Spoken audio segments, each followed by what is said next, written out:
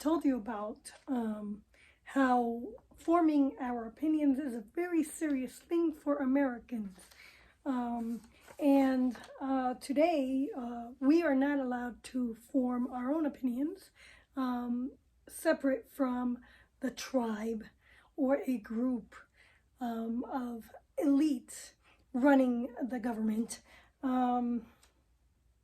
So it used to be that the newspapers that we read may not agree on candidates or on party platform.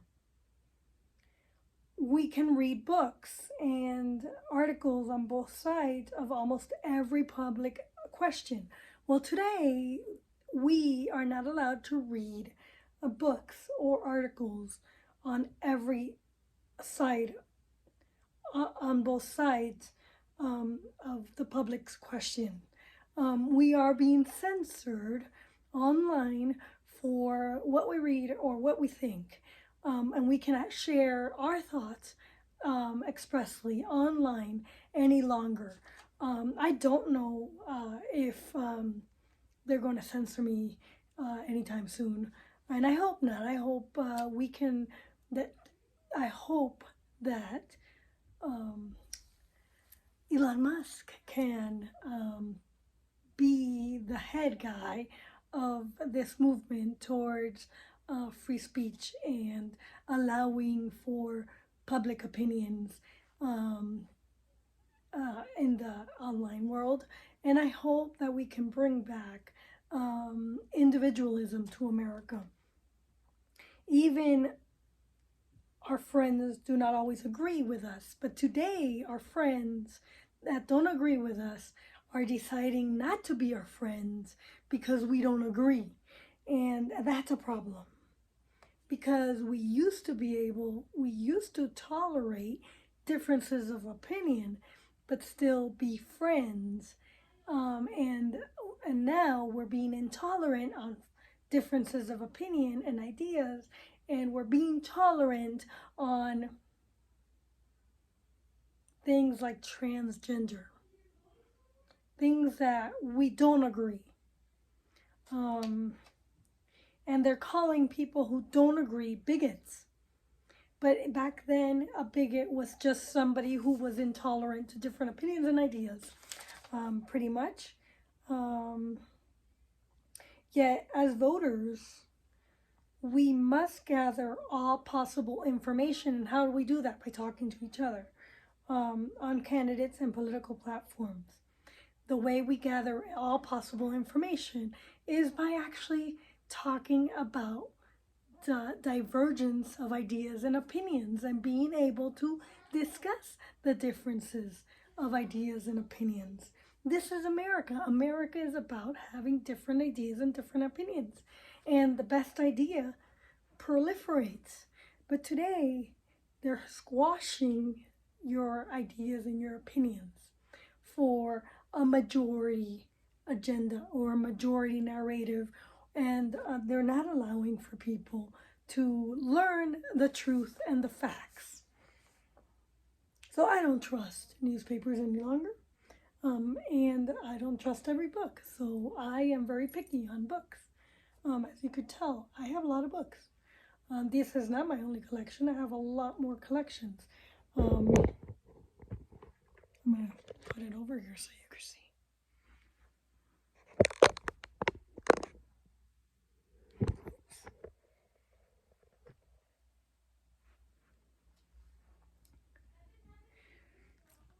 The right to vote is the most important right. Actually, the right to vote is only one of the most important rights that we have in America, in our republic. We are not a democracy. However, because we have political parties that operate as a democracy, we've been hijacked.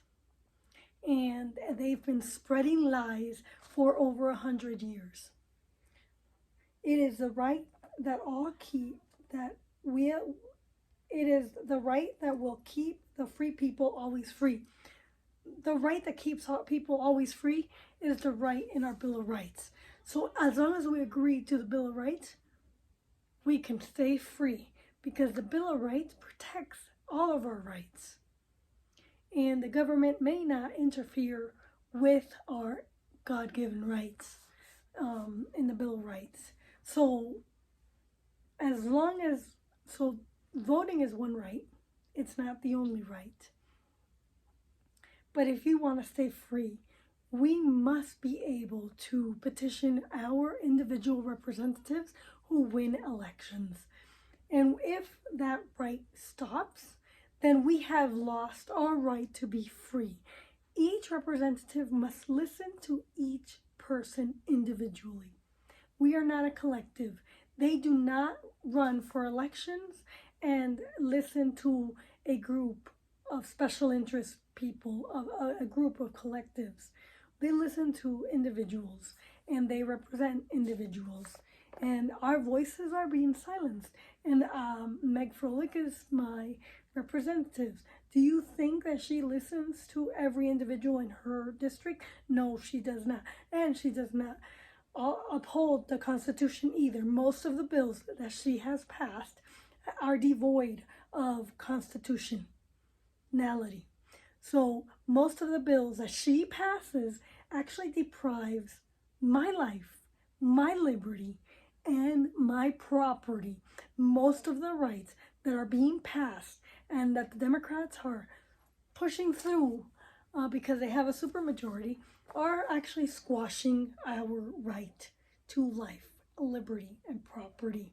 They are trying to pass laws that end single-family homes. They're also trying to pass more laws that actually will cost us taxpayers here in Colorado $400 billion. Okay, whatever. So earlier I said we should know whether these laws are good or bad. We should, and I question how many people actually know whether these laws are good and bad and what makes a good law and what makes a bad law. A good law adheres to God's law and commands, and we used to have a common ethical standard, which was the Bible, that we made laws and we deliberated over in the legislature. Bad laws make us bad. Like, for example, the Jim Crow laws, those were bad laws that were actually made by legislature or Congress and actually made the American people bad and caused American people to discriminate. Another bad law is lynching. Actually, I don't know if it was a law, but people were lynching people because of the Jim Crow laws. We had laws that said that black people needed to sit in the back of the bus. Well, those were bad laws, and those were created by the Democrat Party. Every citizen owes it to himself, to his family, and to the neighbors to know the opinions of the men and women who ask for his votes. When I ran for office, I went to each one of your houses personally and left my letter asking for your vote. I gathered individual donations from each of you who was willing to donate and help me win the election. Meg Froelich did not individually campaign and go to your house and ask for your vote. She did not even debate. So I call that a fraudulent election, because had she actually, at the very least, had we debated on the issues, and you would have heard our debates and how we argue the different issues, and how we converse, maybe she would have won, because I've never done that before. But I was willing to put myself out there and debate the issues so that you get to hear from both of us. And she didn't do that. She did not campaign. So I question whether she actually won her election and her race. I question whether all the voters in Arapahoe County actually were heard. and whether all of them voted for her.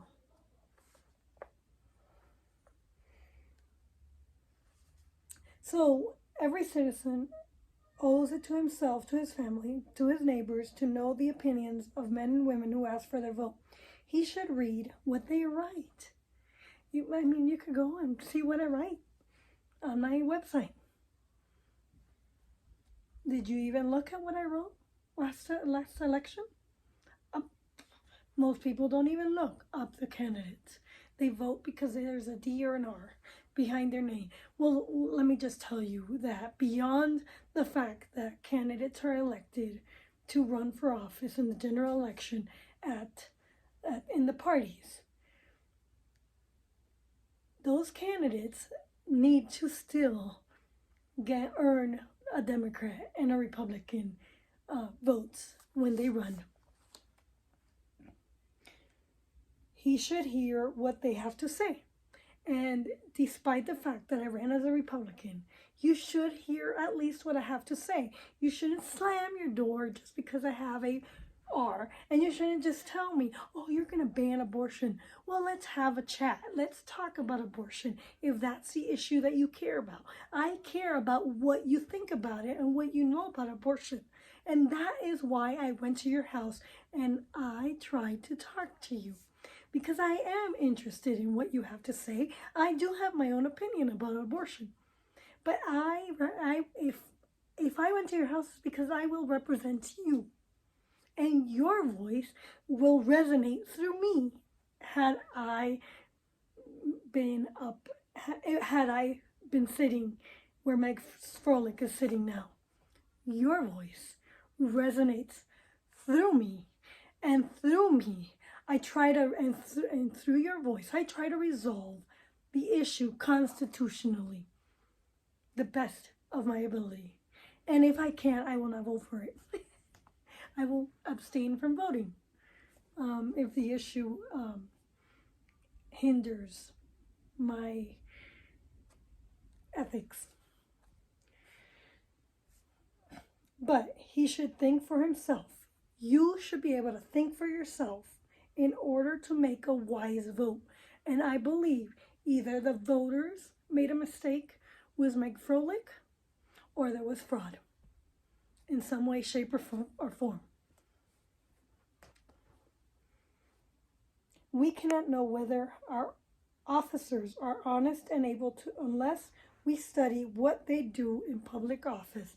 Have you really studied what Meg Froelich is doing in a public office? Have you? Have you studied any of the people in public office? I can say for a fact that I really, really support Stephanie Luck and what she is doing in public office. She is the most competent, coherent, and the nicest representative. We cannot know whether our officers are honest and able unless we study what they do in public office. We should compare their promises with their acts. My only promise was to represent you and uphold the Constitution,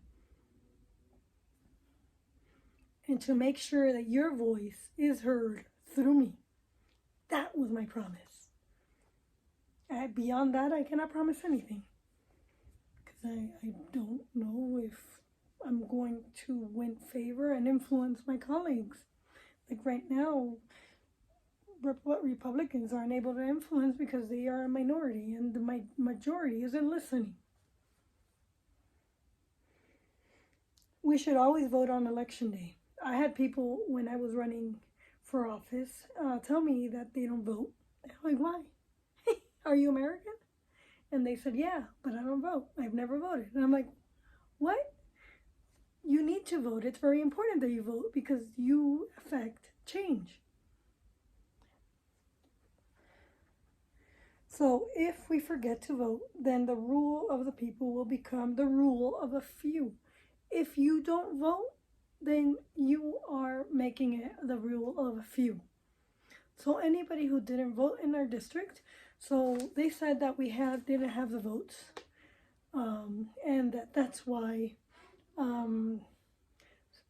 not everybody voted in my district. So out of 53,000 active voters, only 33,000 voted in House District 3. That's what I was told. I hardly doubt that. If you don't vote, then what you're saying is that the rule of a few people win. Our leaders, so out of 53,000 people, we're being ruled by 33,000 people. Is that what you like? Or would you like your voice to be heard? One leader of his party said, "We, the people, are the masters." We are the masters. We are the masters of the politicians. Our opinions are important in this republic. And that's why we have the First Amendment right in the Constitution. That's our Bill of Rights. That is our God-given right. And they cannot abridge it anywhere, on any platform. Our opinions should be formed only after full study of the facts of public questions. So, in order to form your opinions fully, you need to understand both sides of the issue. In abortion, some said that they want abortion as a right. However, they weren't willing to listen to the other side. And so there are two sides. There's a pro-life side and a pro-abort side. Yeah, I'm calling it pro-abort. Okay? So pro-abort to me is anti-life. Yeah, because the people who voted, who slammed their door at me, saying that, oh, you're going to ban abortion, didn't listen to me and didn't listen to whether I really was going to ban abortion. Number one, in the Constitution, our right, the only right a representative has is to protect your rights. What are your rights? Life, liberty, and property. Abortion is not a right, but they're giving corporations that right to force an abortion on us women. It says nothing about, the law says nothing about protecting our right to life, our right to liberty, and our right to property. It creates a right for corporations to abort babies without government interference. It does not protect us women from malpractice of these corporations. So if something goes wrong with the pill, we cannot sue the corporation that gave it to us.